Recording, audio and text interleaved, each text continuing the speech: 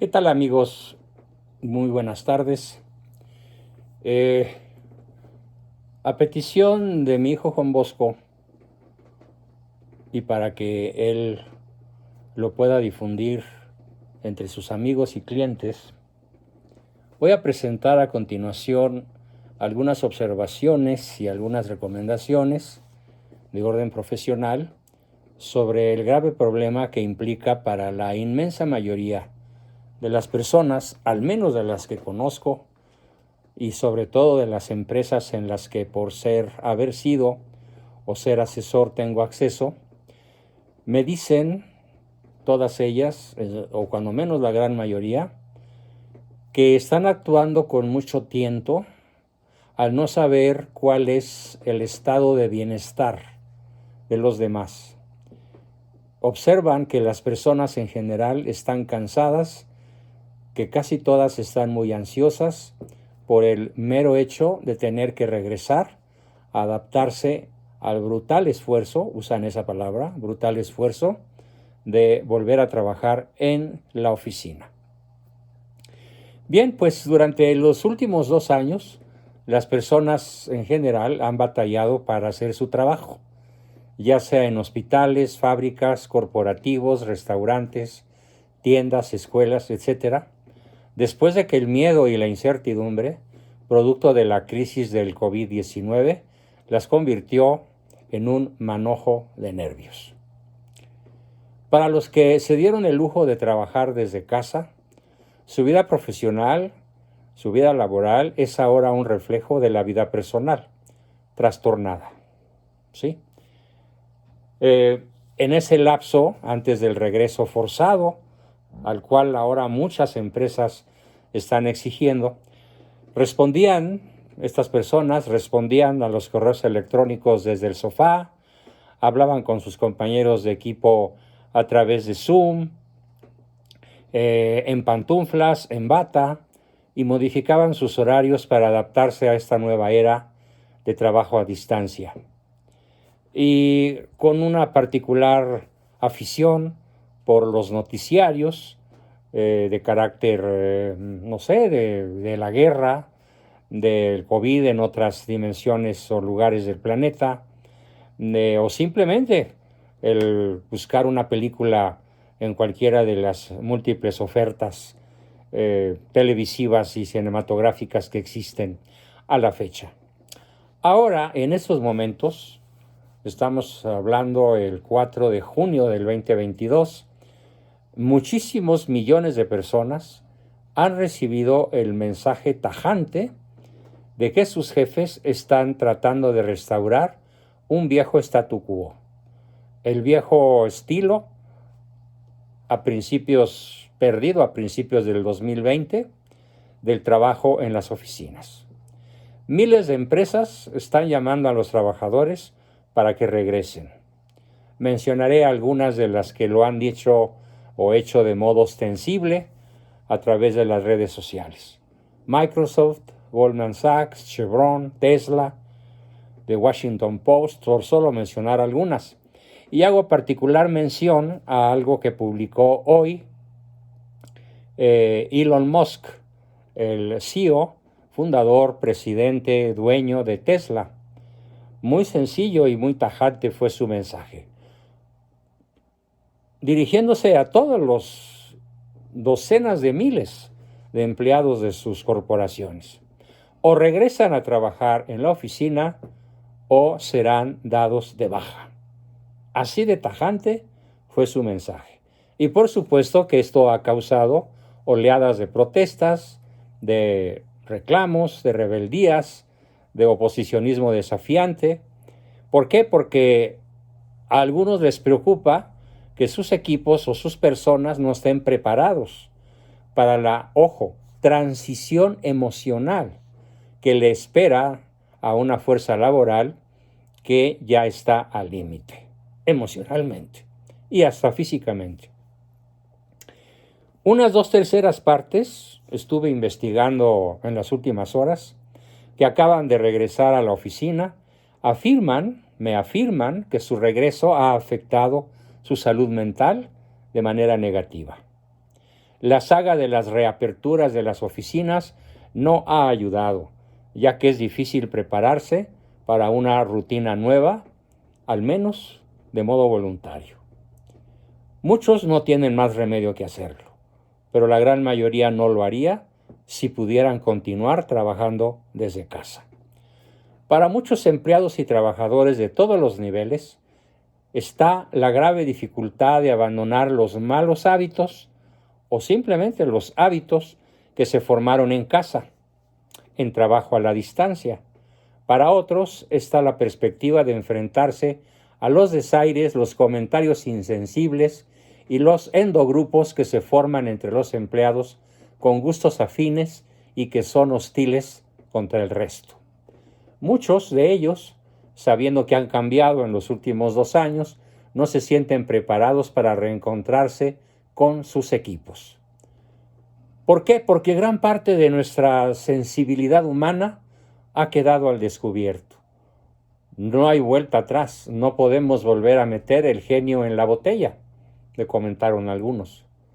No obstante, las tareas cotidianas se prolongan, a veces en contraste con la magnitud de los acontecimientos mundiales.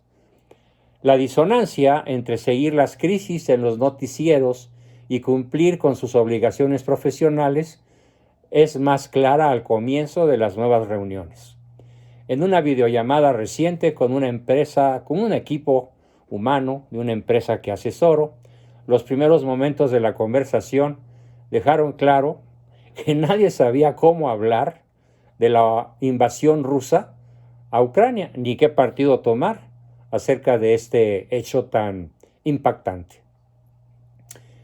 Me platican hace unas horas que empezamos una reunión y preguntamos cómo va todo. Y ellos dijeron, bueno, pues hay una guerra.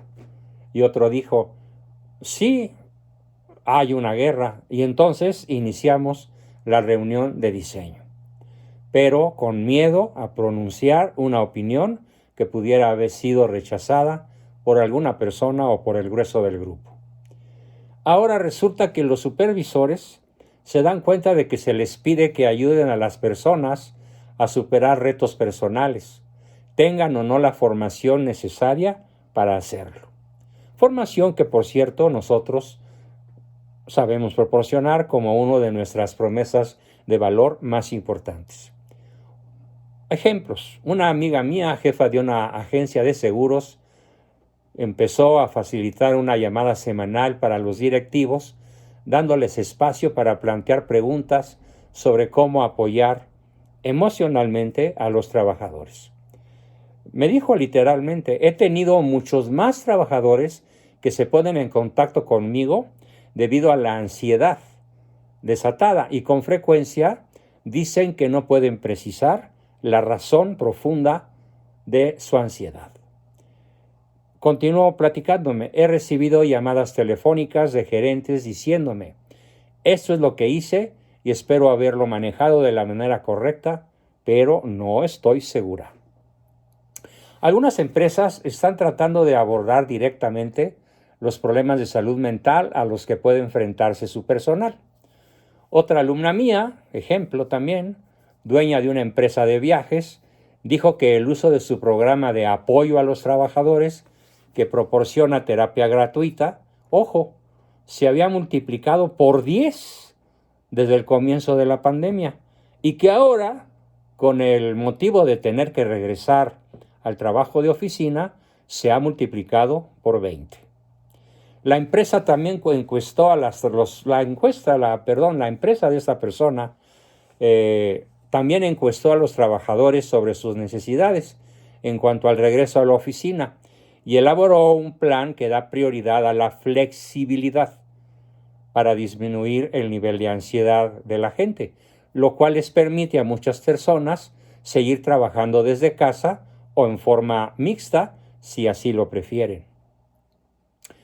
Reel, una aplicación de salud mental que ofrece programas sobre temas como las relaciones y la positividad corporal, tiene previsto poner a prueba una semana laboral de 4 días, que se extenderá desde la próxima semana Estamos hablando aquí de este ejemplo en mayo y que se prolongará hasta fines de junio para que los trabajadores tengan más tiempo de descansar y centrarse en sus familias que se acostumbraron excesivamente a tenerlos las 24 horas en casa. La idea de hacer esto fue de la fundadora de Ruil, de nombre Ariela Zafira, quien tras las fiestas de diciembre reconoció que tenía una sensación de insensibilidad alimentada por el exceso de trabajo ahora que ha regresado forzosamente a la oficina. Al igual que ella, muchos profesionales de la salud mental se encuentran en este momento tan difícil como los clientes a los que atienden.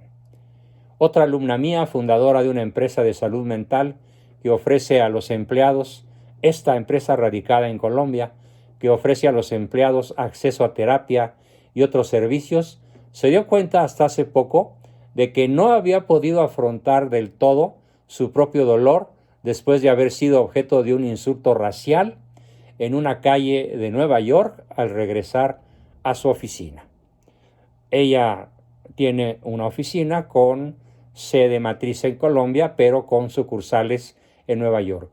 Cuando su equipo planificó un círculo de curación, de terapia, para hablar de la violencia antiasiática que ha aumentado durante la pandemia, ella se sorprendió a sí misma al enfrentarse públicamente a preguntas sobre su historial personal. Y dijo, no esperaba reaccionar de una manera tan emotiva, ¿sí? Para mí fue demoledor descubrir ser tan vulnerable en este regreso a mi oficina. Algunas empresas han adoptado la postura de decir drásticamente, somos resistentes, nos dedicamos a los negocios, en eso nos vamos a centrar, nada de sentimentalismos.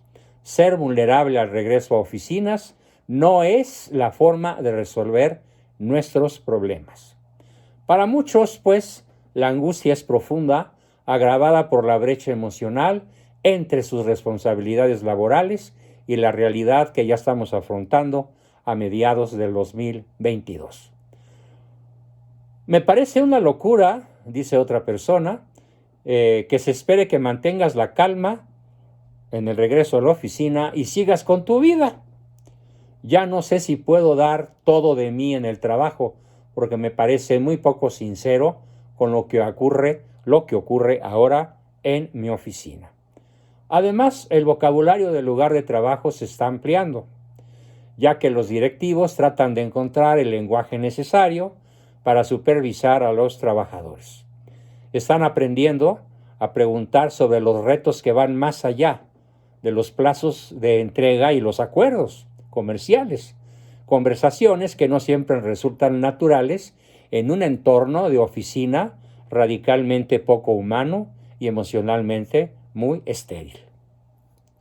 Otra paciente mía, hace un par de horas, directora de recursos humanos de una gran empresa automotriz cita en la ciudad de Saltillo, Coahuila, ha escuchado a cientos de trabajadores, me platicó, que han sufrido enfermedades, rupturas de relaciones y pérdida de seres queridos, no principalmente durante la pandemia, sino a partir del regreso forzado que se dio a partir de finales del mes de abril.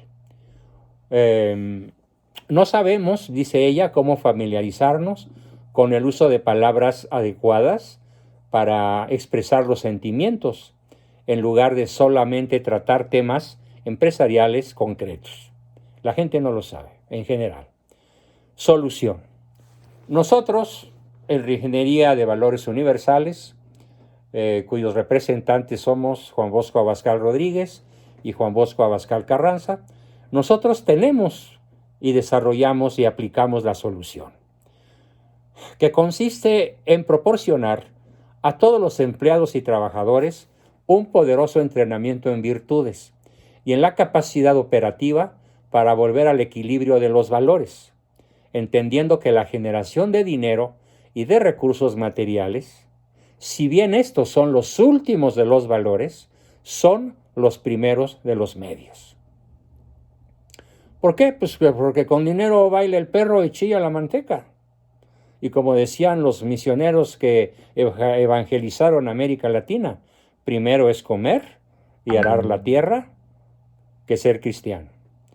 Y durante el tiempo de la pandemia, la gente en general y en su mayoría se acostumbró a abandonar la urgencia de la generación de recursos y dinero para vivir en la comodidad del dulce no hacer nada, o de hacer muy poco, siguiendo en general la línea del menor esfuerzo. Es urgente y extremadamente conveniente que todas las personas afectadas entiendan un principio fundamental, que solo la persona virtuosa es feliz, porque las características de personalidad de una persona virtuosa desde el punto de vista empresarial son las siguientes. Primera, placer en la ejecución del trabajo. Segunda, eficacia en la obtención de resultados concretos y medibles. Tercera, eficiencia en el manejo de los recursos, ya que la persona virtuosa es capaz de hacer mucho más con mucho menos. Cuarta, oportunidad en las reacciones para proporcionar los bienes y los servicios esperados por los demás, particularmente por los clientes internos y externos.